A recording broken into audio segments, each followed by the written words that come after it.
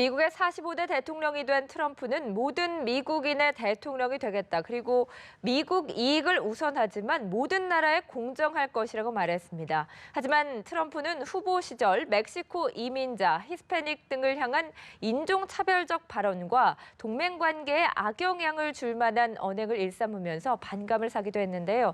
과연 어떤 모습으로 미국을 하나로 뭉치고 국제사회를 아우를 수 있을까요? 아상정책연구원의 최광 부원장과 함께 자세한 얘기 나눠보겠습니다. 어서 오십시오. 네, 안녕하세요. 네. 도널드 트럼프의 당선 소식, 여전히 많은 이들에게 좀 충격적이고 놀랍게 다가오고 있는 것 같습니다. 네. 부원장님께서는 이런 결과 예상하셨습니까? 어떻게 지켜보셨나요?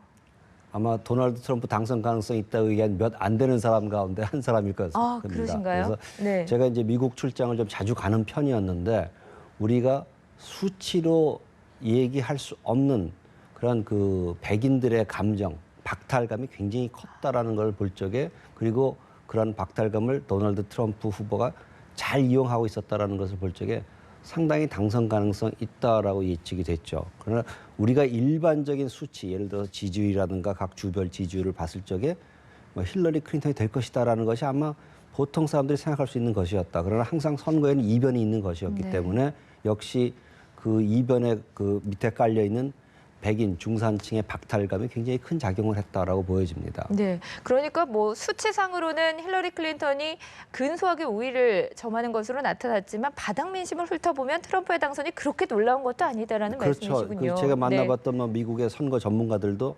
그런 바닥 민심을 제대로 읽어내지 못하고 있었다라는 그런 자성도 있었고요. 내부에서 벌써 그런 얘기가 있었습니다. 미국 내에서도 도널드 트럼프 당선 가능성을 점치는 곳이 여러 군데 있었죠. 네. 트럼프라고 하면 우리에게는 뭐 성추문, 막말, 그리고 부동산 재벌 이런 이미지가 많이 떠오르는데요. 네. 이게 전부는 아닐 것 같은데요. 이런 이미지의 이면에 숨겨진 트럼프의 진짜 모습, 어떤 것들이 있습니까? 글쎄요, 굉장히 그 강한 의지를 갖고 있다. 뭔가 성취하고자 하는 것에 대한 강한 의지고 끝까지 간다는 것이죠. 그 예를 들어 사업 같은 경우도 뭐 90년대 초반에는 부동산 재벌로서 굉장히 성공을 했다가 파산도 했다가 다시 또 일으켜 세웠고, 이라는 것을 보죠. 굉장히 그 의지가 강한 사람이고 그 굉장히 정치적인 감각이 뛰어난 사람이다. 그래서 어떻게 하면 국민들한테, 미국민들한테 어필할 수 있을까라는 것을 굉장히 잘 파악하는 그런 감각적인 면이 있었다라는 것이고요. 또한 우리가 좀 관심을 가져야 될 것이 이 개인적인 성향을 보게 되면은 이 좀 걱정되는 부분이기도 합니다만은 굉장히 좀 독선적인 면이 강하다. 네. 자기의 주장을 잘 굽히지 않는다. 그러나 일단 입력된 것에 대해서는 끝까지 지켜나가는 그런 모습이 있다라는 것을 볼 적에 좋은 면과 안 좋은 면이 공존하고 있다라는 그런 말씀을 드릴 수 있고요. 뭐 여러 가지 자수성가했다라든가 이런 것을 생각해 볼 적에는 뭐 긍정적인 면도 있습니다. 결국 기업이라든가 어떤 무역 이런 부분에 있어서 좋게 평가할 수 있는 부분도 있지만 지금까지 뱉어놓은 말을 생각해 볼 땐 좀 우려되는 부분이 많죠. 그렇군요. 정말 아웃사이더에서 미국의 45대 대통령까지 등극을 하게 됐습니다. 대선 과정에서도 트럼프는 공화당 내에서조차 환영을 받지 못하고 지지를 받지 못했었습니다. 이제는 이제 대통령이 당선이 되게 되면서 주변에서 보좌할 인물들이 중요할 것 같은데요. 어떤 인물들이 있습니까? 전혀 지금 예측할 수가 없습니다. 그래요? 예, 뭐 본인의 말로는 뭐 약 300명 가량의 군 장성들이 자기를 뭐 지원해주고 있고 여러 사람들이 있습니다만은 잘 드러나 있지 않습니다. 왜냐하면은 상당 보통 미국 내에서 정통 공화당 인사들마저도 트럼프 지지를 철회했고 돌아선 상태였고 전문가들 역시 트럼프에 대한 지지를 철회한 경우가 많습니다. 따라서 누가 앞으로 입각할 것인가는 굉장히 걱정이 되는 부분이기도 하고 우리가 예의주시해야 될 부분입니다. 아마 완전 새로운 인물이 들어가기보다는 정통 그 공화당의 정책을 만들고 지금까지 이행해 왔던 사람들, 아마 우리가 좀 알고 있는 사람들이 좀 들어가기를 저는 개인적으로 희망합니다. 그러나 이 과연 어떠한 사람들이 들어갈지 그건 정말 모르는 거죠. 네, 대통령의 당선이 된 게 어떻게 보면 끝이 아니라 시작이지 않겠습니까? 네, 그렇습니다. 선거 기간 동안 우리가 미국의 분열의 민낯을 받고 또 선거 결과 발표가 된 후에도 미국 자체가 망가졌다라는 패배주의적인 시선, 그리고 앞서 뉴스 보도를 보니까 항의 시위까지 일어나고 있다고 합니다. 이렇게 망가진 민심 수습이 가능하겠습니까? 그것이 어떻게 보면 미국의 장점이라고도 하죠. 즉 민낯을 드러 드러내 놓고 그것을 해결해 나가는 그러한 또 장점, 과정이 있기 때문에 저는 이것은 일시적인 현상이라고 보고요. 아마 그러나 이번에 이 미국의 그 화난 민심이라는 건 너무 깊게 파여 있는 것이기 때문에 좀 시간은 오래 걸릴 것 같다는 생각이 됩니다. 물론 정치 제도에 문제가 있었냐 없었냐라고 얘기를 할 수 있겠지만 결국 미국 정치 제도, 정당 제도가 그대로 그것을 받아들였고 아마 받아들이지 못한 부분은 앞으로 그것을 담아내기 위한 새로운 발전을 위한 그 지혜를 모으는 과정이 분명히 있을 거라고 저는 생각을 합니다. 뭐 미국판 국민통합위원회라든가 뭐 이런 걸 생각해 볼 수도 있겠죠. 네. 그런데 지금 캐나다 공식 이민 웹사이트가 마비가 되는 등 이민 가야겠다라는 얘기를 하는가 하면 캘리포니아주는 독립하겠다, 뭐 칼렉시트 얘기까지 나온다고 합니다. 과거에도 이렇게까지 반응이 나온 경우가 있었나요? 좀 심한 것 같기도 이건 좀 한데요. 그런 경우는 없었죠. 그러나 이제 사람들이 생각해 볼 적에 뭐 자기는 정말 도널드 트럼프 후보가 되면 이민을 가겠다, 뭐 캐나다를 가든지 어디 제3국을 가든지 하겠다 이런 이제 극단적인 발언을 했지만은 그만큼 이제 트럼프에 대한 혐오감이 컸다라고 보여질 수 있습니다. 따라서 이러한 것은 그 지금까지 트럼프가 보여줘 왔던 언행에 대한 반감인데 앞으로 트럼프 당선자가 어떠한 행동을 하고 말을 하느냐에 따라서 상당히 큰 차이가 있을 겁니다. 상대적인 상실감과 박탈감이 굉장히 분출해 나가는 그런 과정이 되겠죠.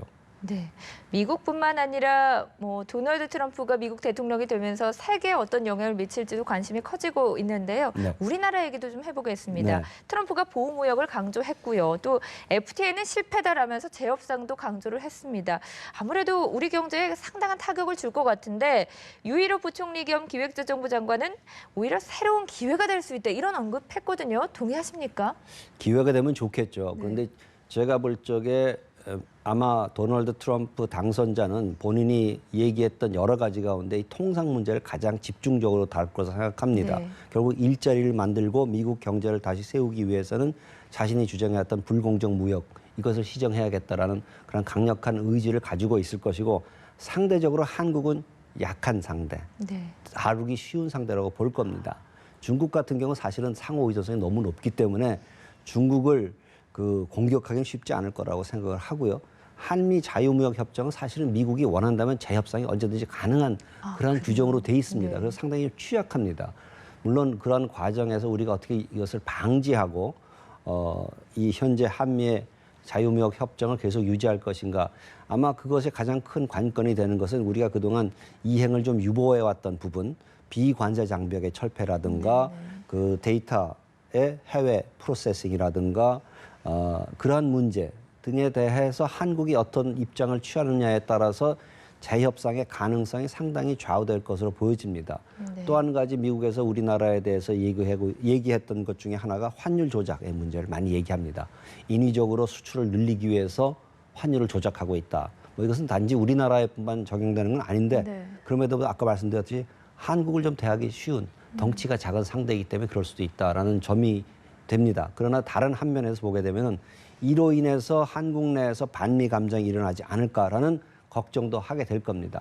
도널드 트럼프 후보는 아마 거기까지는 생각하지 않았었을 겁니다. 아마 그러나 지금 당선된 이후는 전반적인 한미 관계를 고려해야 되기 때문에 그렇게까지 강압적으로 나오진 않을 것 같다라고 예상해 봅니다. 우리도 정말 잘 대비를 해야 될 것 같습니다. 사실 트럼프가 당선되면서 한미동맹이 와해되는 거 아니냐라는 우려 섞인 시설들도 많았습니다. 그도 그럴 것이 트럼프가 해왔던 발언들이 사실 방위비 분담금을 뭐 올리겠다, 그리고 주한미군 철수하겠다, 뭐 이런 얘기도 했었는데요. 지금 10분간 박 대통령과 전화 통화를 하면서는 한미동맹 그리고 한국 방위 공약을 재확인했다고 합니다. 이거 정말 믿어도 되는 겁니까? 덕담이죠. 그럼 처음 전화 통화에서 뭐 당장 방위비를 늘려라, 뭐 우리 주한미군 철수하겠다 이런 얘기는 하지 않을 거고, 뭐 우리 대통령께서는 뭐 당선을 축하한다, 한미동맹 앞으로 잘 해나가길 바란다 얘기했을 거고요. 당연히 그에 대한 화답으로서 트럼프 후보도 뭐 잘 알겠지만 한국의 우려사항은 아니까 덕담을 얘기했을 겁니다. 방위 분담은 뭐 구체적으로 말씀드리자면 2018년부터 협상에 들어갑니다. 그러니까 당장 시급한 현안은 아닐 거라고 생각을 하고요. 그것이 아마 지금 언론에서 너무 부각시키는 것이 그렇게 바람직하다고 생각하지는 않습니다. 그러나 앞서 말씀드렸듯이 우리가 시급하게 신경을 써야 될 분야는 통상 분야라고 생각됩니다. 앞서 말한 경제 부분에서 좀 더 대비를 해야 될 것 같습니다. 네. 자, 그렇다면 북핵 문제는 어떻게 될 것인지가 궁금한데요. 사실 트럼프의 그동안 발언들을 보면 북핵 문제에 대한 명확한 답을 내놓고 있는 것 같지는 않습니다. 아직까지 구상이 그려지지 않은 것 같은데요. 어떤 식으로 갈까요? 예측하기 힘든데요. 네. 제가 생각할 적에 지금 현재 오바마 정부가 추진해왔던 대북 정책과 거의 맥을 같이 하면서 조금 더 강도는 세질 것으로 보여집니다. 단지 북한이 만약에 미국의 제안에 대해서 화답을 할 경우에는 네. 굉장히 극적인 타협도 가능하다고 보여지는데요. 앞서 이제 보도에 나왔지만은 금년 말부터 내년 2월까지가 북한 내 정치 캘린더로 보면 상당히 도발을 할 가능성이 높은 거죠. 1월 8일 김정은 생일이 있고요. 네. 등등을 따져볼 적에 만약에 그랬을 경우에는 미국의 대북 정책이라는 것은 협상, 예를 들어서 김정은과 같이 햄버거를 먹어가면서 협상을 해볼 수 있다라고 얘기했던 도널드 트럼프 당선자의 말은 현실이 될 가능성이 낮다고 보여집니다. 네. 과거 예를 보게 되면은 2009년 오바마 대통령이 취임하자마자 차이를 인정을 하겠다. 나의 내민선을 잡는다면 나는 북한과도 같이 대화하고 같이 공존하려고 하겠다라는 것에 대해서 북한은 핵 실험으로 바로 화답을 했거든요. 네. 그것 때문에 결국은 지난 8년간 미국의 대북 정책은 전략적 인내와 최종적 단계에 와서 결국 강압적인 방향으로 갔다. 이것은 결국 제가 생각할 적에는 북한의 행동에 따라서 상당히 좌우될 가능성이 높다라고 보여집니다. 지금까지 그 도널드 트럼프 후보의 아니면 당선자의 말을 자세히 보면은 구체적인 대북 정책은 없다. 네. 따라서 앞으로 어떻게 만들어질 것인가 예의주시해야 된다고 보여집니다. 북한의 행동이 중요하다라고 하셨는데 그렇다면 북한이 좀 도발을 자제하고 미국의 뭐 대화의 손길을 내민다면 지금 강한 대북 공조가 와야 될 가능성도 있다는 말씀이십니까? 그 가능성을 완전히 배제할 수는 없겠죠. 그 과정에서 먼저 한국과 협의는 분명히 할 겁니다. 네. 한국의 입장은 뭐냐? 예를 들어서 우리가 대화에 임한다면 어떠한 조건 하에서 대화에 임해야 될 것이고 우리가 성취하고자 하는 목표는 무엇인가에 대한 한미 간에 먼저 협의와 합의가 있을 거로 생각합니다. 따라서 우리 정부로서는 우리가 추진하고자 하는 대북 정책의 목표 그리고 어떤 방향에서 어떠한 수단을 동원해서 성취해 나갈 것인가를 제안해 나가는 좀 선도적인 접근이 필요하다고 생각됩니다. 네. 자, 이번에는 중국으로 시선을 좀 돌려보겠습니다. 사실 트럼프가 당선이 되면서 G2 국가들의 패권 다툼도 불가피하다라는 분석들이 많이 나오고 있습니다. 아마 뭐 미국과 중국 사사건건 마찰을 빚을 문제들이 많이 생길 것 같은데요. 어떻게 전망하시나요? 가장 역시 문제가 되는 게 네. 이 통상 문제겠죠. 이 돈, 일자리와 관계되는 네. 문제에 있어 이 선거 기간 중 도널드 트럼프 후보가 계속 중국을 비판했죠. 결국 우리의 일자리를 중국이 다 뺏어갔고 우리의 이윤을 다 중국이 가져가 버렸다. 이러한 차원에서 볼 적에 중국과의 통상 마찰은 불가피하다라고 보여집니다.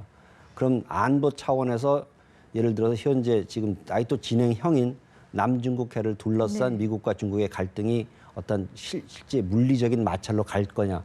저는 그 가능성은 오히려 낮다고 보여집니다.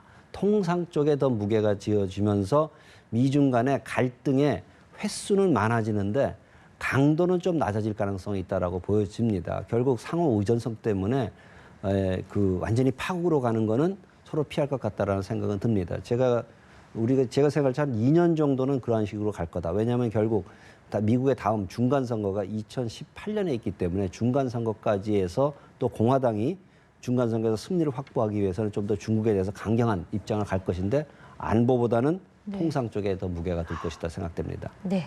자, 말씀 여기까지 듣겠습니다. 지금까지 아산정책연구원의 최강 부원장과 얘기 나눠봤습니다. 오늘 고맙습니다. 네, 감사합니다.